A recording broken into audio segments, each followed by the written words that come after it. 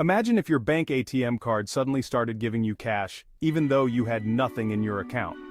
Not just a few dollars or even a few thousand, but hundreds of thousands over the course of several months. What would you do? You'd know it was wrong, you'd know it was illegal, and that somewhere down the line you'd probably have to face the consequences. But seemingly free cash? Many of us would find that hard to resist. That's what happened to a young Australian man named Dan Saunders in 2011. This is his story. The beginning. In early 2011, 29-year-old Dan Saunders was working as a barman in the town of Wangaratta, 3 hours north of Melbourne, Australia. One evening he went out for a few drinks with a friend. The agreement was that the friend would pay for the drinks during the first half of the evening, and Dan would pay after that. But when it became his turn to pay, Dan realized that he didn't have much cash on him. He took his National Australia Bank, NAB, card to a nearby ATM. He was, he later explained, more than a little tipsy by that time. He inserted the card and discovered, to his dismay, that he had just $3 in his account. One of the options that the ATM offered was a transfer of funds from his credit account to his bank account. In desperation, and probably because he'd had a few drinks, Dan attempted to use this feature to transfer $200 to his account. He wasn't surprised when a "transaction canceled" message flashed up on screen. However, he was stunned when he saw that the balance in his account now stood at $203. He took some of the cash out and returned to the bar to enjoy the rest of the evening. On the way home, after several more drinks, he passed another ATM. He stopped and tried again to transfer funds to his account. Once again, the machine told him that the transaction had been canceled, but his bank account showed the addition of another $200. He tried again, this time transferring $2,000 to his account. Then he went home to bed. The following morning, he checked his account and was stunned to discover that he was over $2,000 in credit. That was how it began. 4 months of spending. Dan wasn't a thief.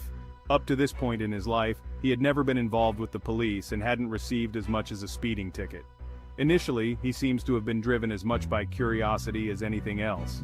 He soon spent his original $2,000 windfall, so he returned to the ATM and transferred another $2,000, and then he did it again. And again. Even Dan wasn't certain precisely how the glitch worked. At first, he believed that the glitch only worked in the early hours of the morning when the ATM was offline. Later, he discovered that it worked at any time of day and at any ATM. What he would discover was that after a time, his balance would catch up and show the money he had transferred. Dan became aware of this when he became nervous and stopped transferring cash at the ATM. After a few days, to his horror, his bank account was $20,000 overdrawn and frozen.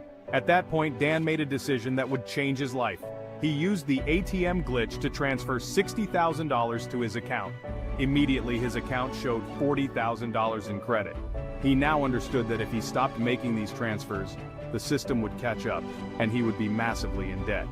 But he could stay ahead as long as he made new transfers every day. Dan's girlfriend, a teacher at a local primary school, became increasingly concerned about the amount that Dan was spending, and the fact that he seemed to visit ATMs so often. Although the two had planned to get married, she ended the relationship. After the breakup, Dan's spending quickly went off the clock.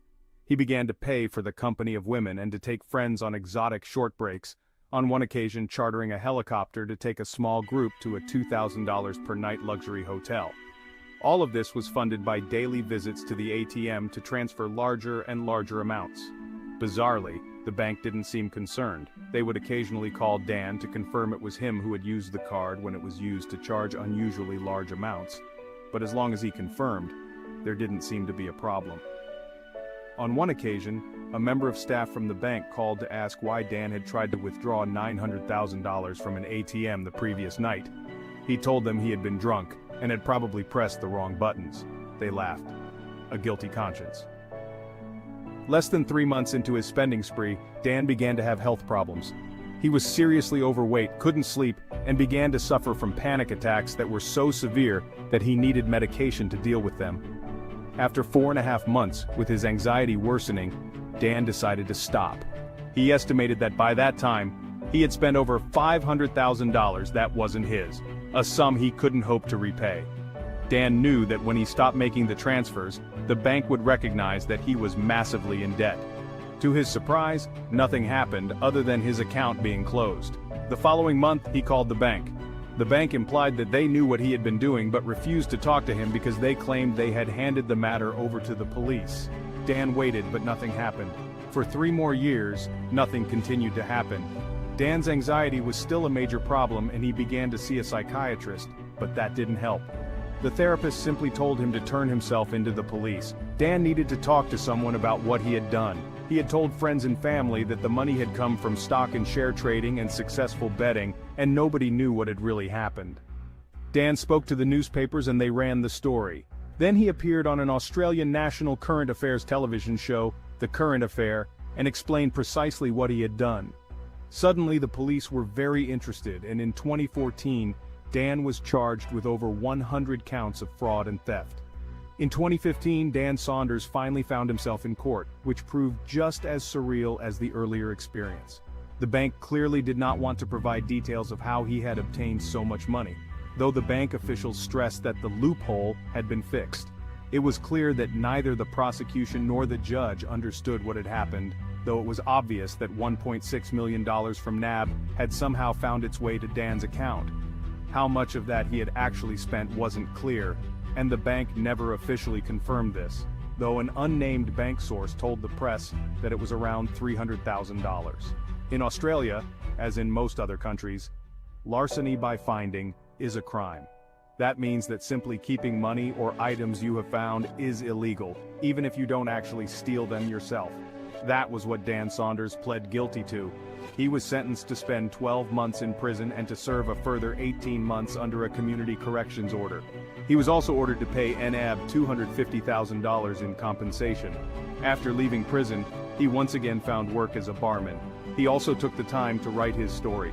The Glitch originally appeared as an 8-part podcast narrated by Dan, and a movie version, Cash Out, tagline, "Dan's going to jail someday but not today," is currently in pre-production. Conclusion. For a few short months in 2011, Dan Saunders enjoyed the kind of lifestyle most of us can only imagine. Lavish parties, private jets, designer clothes, luxury hotels, and expensive restaurants. He admitted just how good that initially felt in a 2023 interview. Being able to make your account balance move up into the millions by the stroke of a key was a very addictive thing. I felt like a caveman discovering fire. But he would claim that all that seemingly free cash did not make him happy. In fact, it did the precise opposite.